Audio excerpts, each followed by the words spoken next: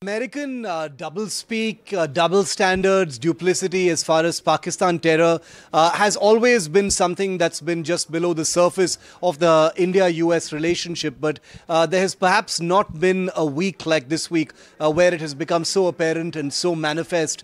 Remember that we are still in the post-Pahalgam, post-Operation Sindoor atmosphere. Indian delegations have just come back from abroad, including the United States, trying to rally support and build India's case as far as Pakistan's terror and terrorist ways are concerned. And yet you have a time when not only is President Trump personally coddling, complimenting Pakistan, calling the Pakistan Prime Minister his good friend, hyphenating India and Pakistan. But you have a situation where the Trump administration, according to some reports, is going to be hosting General Asim Munir, or Field Marshal as he likes to call himself, at an official function in the United States very soon.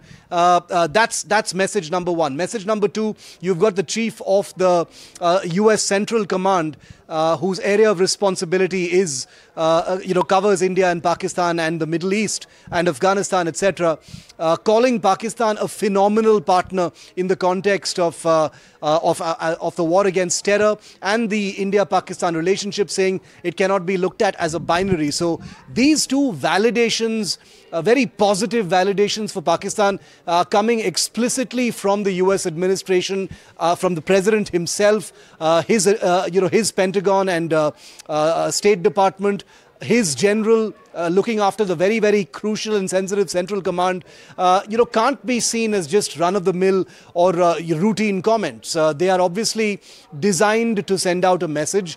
There may be a context to them, of course. There is a lot of realpolitik, there is pragmatism, there is a lot of self-interest when it comes to the United States and Pakistan, but there is this increasing feeling within the Indian system, that's what we're hearing, that there is a sense of surprise, and India is taken aback by the very direct and hard-nosed manner in which the United States under Trump appears to be coddling Pakistan, felicitating its general, complimenting its prime minister, calling it a phenomenal partner.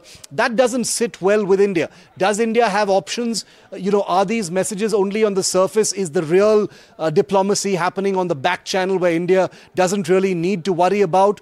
Would it be an exaggeration to say that the United States is far from being a non-weatherproof, ally in the war against terror? All of these are questions that will occupy the Indian mind and certainly of the leadership, because this comes at a time, like I said, when delegations of very senior members of parliament from across parties have just returned from abroad. They've been hosted by the Prime Minister, and still there is this sense that the United States has eroded India's trust as far as the war on terror is concerned.